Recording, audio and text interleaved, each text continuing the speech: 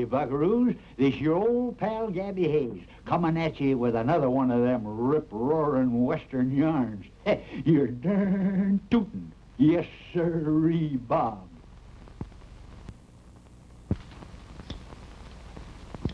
Hey, any of you buckaroos ever go out in the yard at night and look up at the heavens and study the stars? Huh?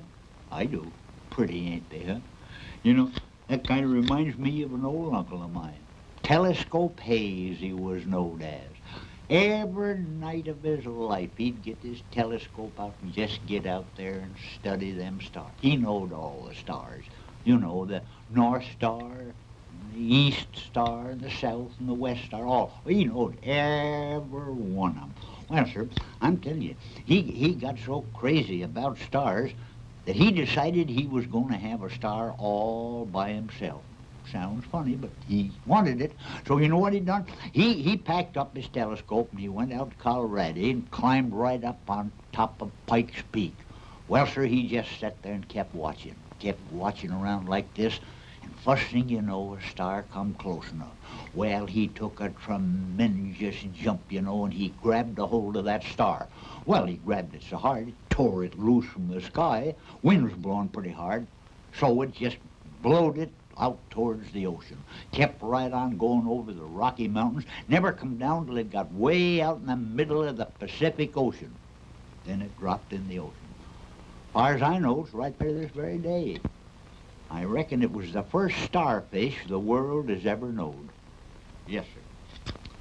Well, our story today is all about a young fella by the name of Billy Carson. You see, he got a letter from a friend of his asking him to hurry home because he needed help. Yeah.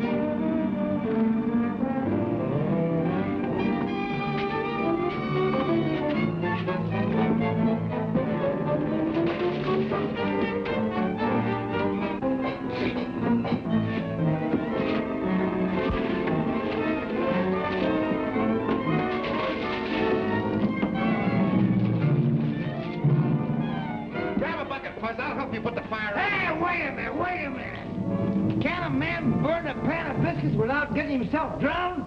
Biscuits? I thought the house was on fire. How can you think without a brain? Fuzz, I'm sorry I was a little hasty with the water, but your letter said that you were in trouble. I thought they were trying to burn you out. I suppose some people are so dumb they can't tell the difference between a house on fire and a pan of burnt biscuits. Sure, but you can't hold it against a man just because he doesn't know any better. I guess that's why I've wasted so much time getting you out of trouble. Trouble that no intelligent person would have ever gotten into. Okay, what's it this time? It ain't no fault of mine. Yeah? Sit down and I'll tell you. I own a valuable water right. And there's a lot of good farmland in my ranch. So I got the idea of selling off this farmland to families who want to move in and make homes for themselves. Yeah, I admire you feeling that way, Fuzz. Now, how does that spell trouble? Well, McAllister owns a big outfit, and he wants everything in sight. He wants my water right. And he's dead set against having any settlers locate in the valley. So what? Tell him you don't want to sell your water right, and what you do is none of his business. I know, but something always happens to folks that talk to McAllister that way. Yeah? Well, you go right ahead with your plans. He can't scare us. You're sure mighty reckless with my life.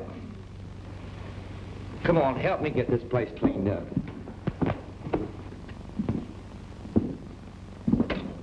From what I hear, you don't seem to understand that I mean what I say.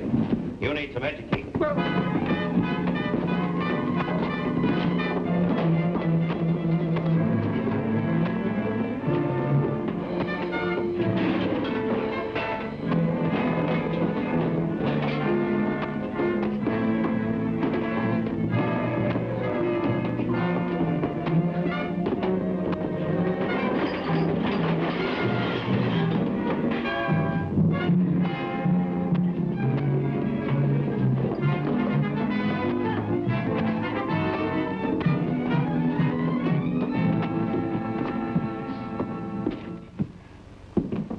Seems to be the end of the first lesson.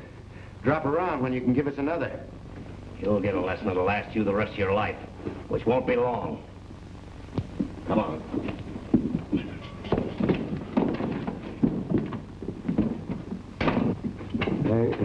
That's Jim McAllister. Yeah. Nice neighbor. Yeah. If I had my choice between him and a rattlesnake, I'd take the snake. Hey, that was quite a greeting Billy got, wasn't it, huh? Looks to me like Jim McAllister's fixing to give him a little mite of trouble.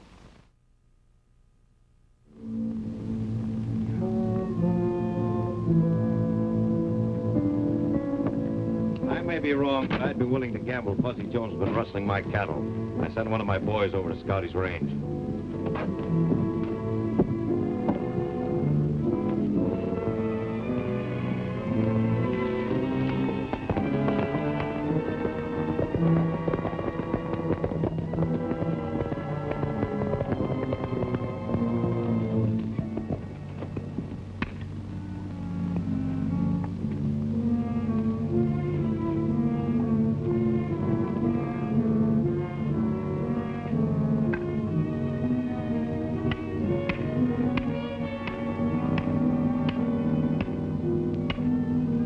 Howdy. I hear you're selling some farmland. That's right. But you don't look like no farmer to me. Well, do I have to look like a farmer before I can buy a farm? No, I guess not. We're not running a beauty contest. There's a piece of property over here I'd like to talk to you about. Let's have a look.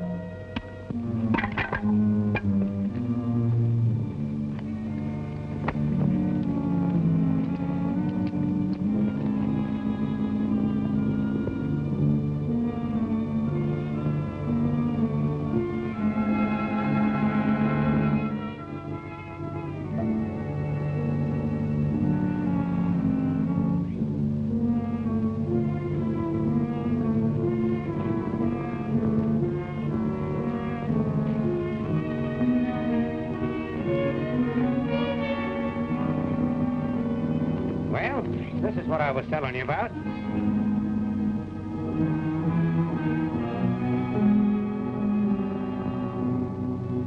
Do you mean to tell me you want to buy this land to farm? Well, if I'm crazy enough to buy it, you should worry. There's something fishy about it.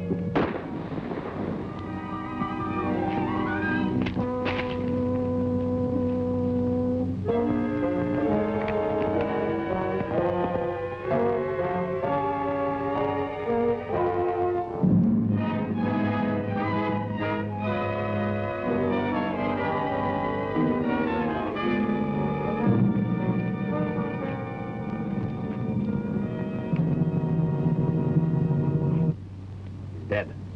Shot through the heart. And there's the murderer. I didn't shoot him. It was someone else. You expect anyone to believe that? Here's his gun, Sheriff. He's one of my best boys. The one I said was scouting this range. There's been one shot fired from that gun. Oh, that's impossible. I fired no shot. How do you explain that empty shell? Let's take him in, Sheriff. I'll send someone out from the ranch for his body. We'll do that. Get on that horse. Oh, Sheriff, you gotta listen to me. Somebody else fired that shot. You gotta look around. Now, Get come on that horse before I bend this over your head.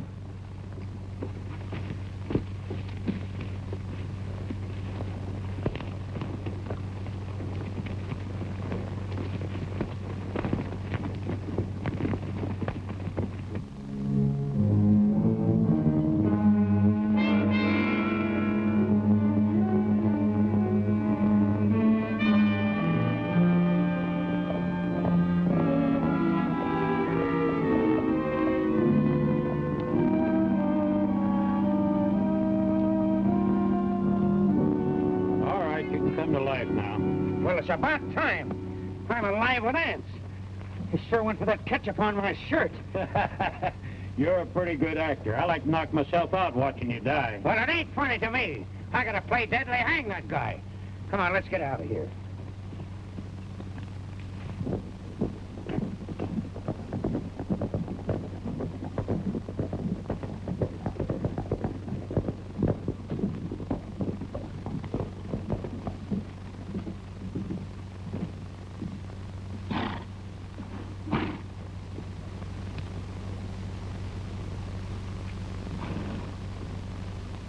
Hey, Bud. What's wrong? Plenty. I was standing talking to a fella, and boom, somebody shot him. Yeah? Who fired the shot? I don't know, but the sheriff and Jim McAllister happened along just then, and they claim I done it. Funny, they just happened along at that time. Seems like McAllister's having the sheriff play his game. Now, you watch your step, young fella. I don't like that kind of talk. Come on, get in there.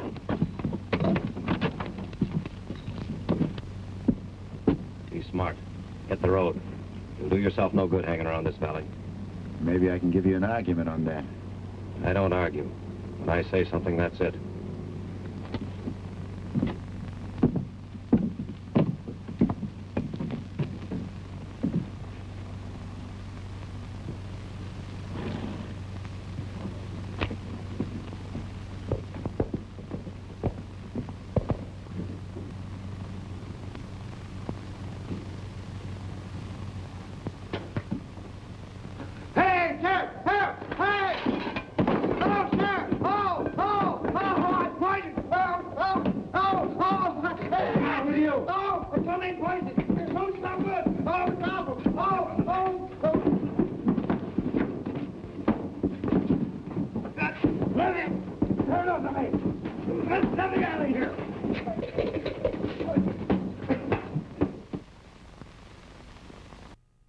Our friends escaping from jail meant just two things to Billy Carson. One, you had to find him. And two, you had to get him back in jail until he could find the dead man who really wasn't dead.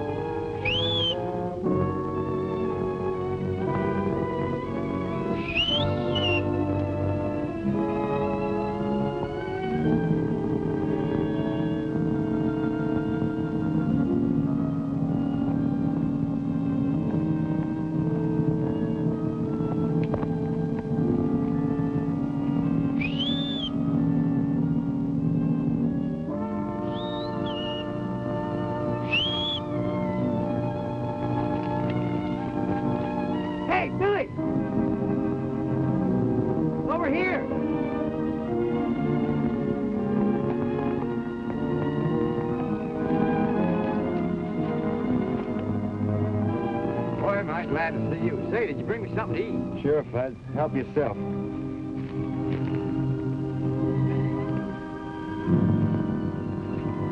Where's my horse?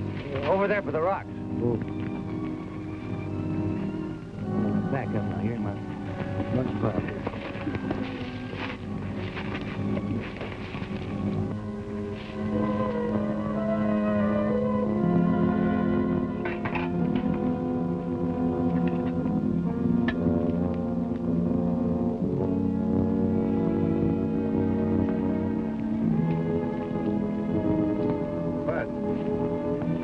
stay put up here in the hills. McAllister knows the truth about that killing. I'll get it out of him somehow. Eat or talk. I'll try to do them both at the same time. But I'm yearning for Matilda. Yearning for Matilda, huh? Well, she'll keep. You have no time for romance. That neck of yours out of danger.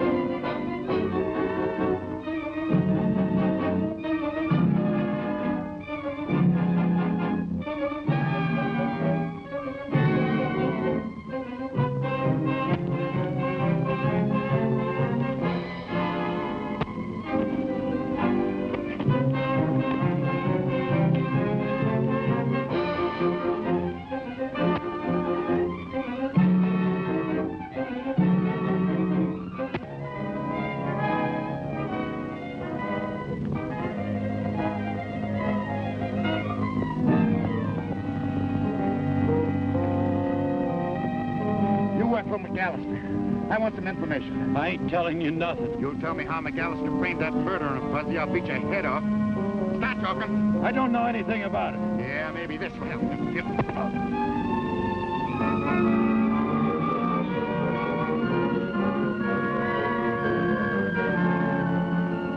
What's going on here? I found Fuzzy Jones, and he helped him get away. Trying hard to get yourself into trouble. Fuzzy isn't guilty. We'll let the courts decide that. And if you ain't careful, you'll find yourself in jail right with him. Come on, get your horse. We'll try and catch up with him.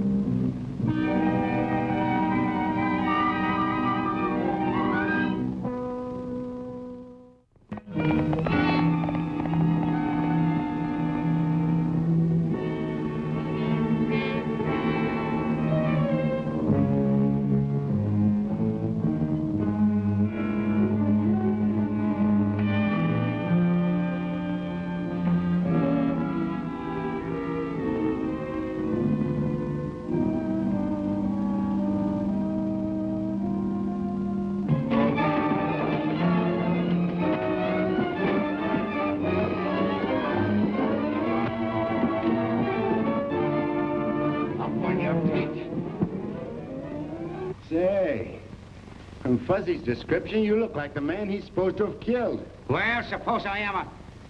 Oh, I don't know what you're talking about. No. You're the livest-looking corpse I ever saw. What do you mean, corpse? You heard what I said. Oh, you're out of your mind. Yeah. Suppose I am. Let's take a little ride to town. Let Fuzzy have a look at you. I am not going any place with you, and the best thing you can do is get off of this ranch.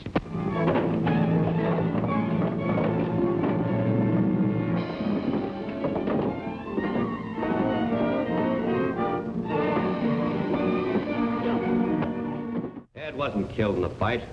He was murdered. I suspected that Fuzzy Jones was rustling my cattle. So I sent Ed over to investigate. That was the last time I ever saw him alive. Ed was a friend of mine, and I'm going to see to it that his murderer gets what's coming to him.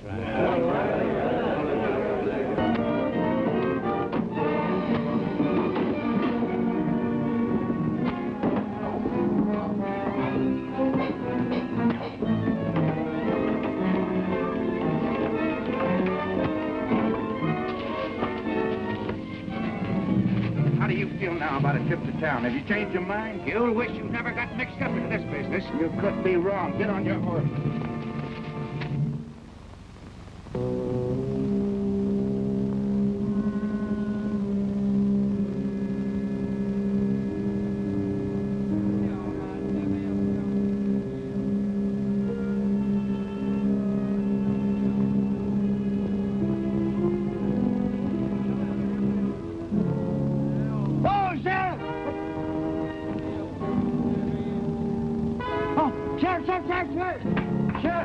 What do you want? Give me a gun. We're going to have trouble. I ain't falling for more of your tricks. Well, just look out the street.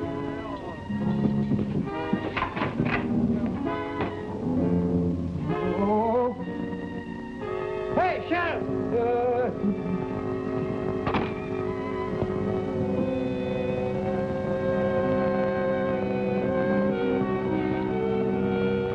That's far enough. Be smart, Sheriff. Nobody wants to hurt you.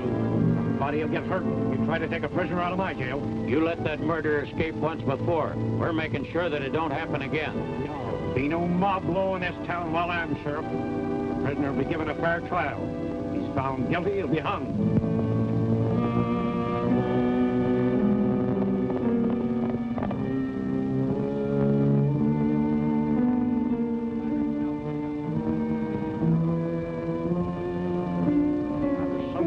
Down in that crowd, I've called my friends. But so help me, I'll blast the first one that tries to rush this door. Now be smart. Don't be fools. I'm calling on you in the name of the law. Go on about your business.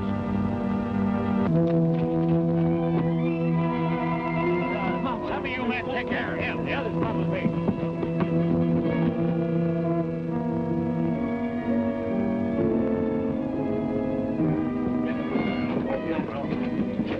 Drag him out here. Hey, I didn't do nothing. I didn't do anything. I don't. Do it to me, and I'll never talk to you again. Come on.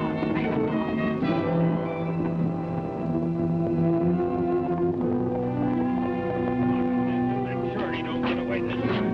Come on, man.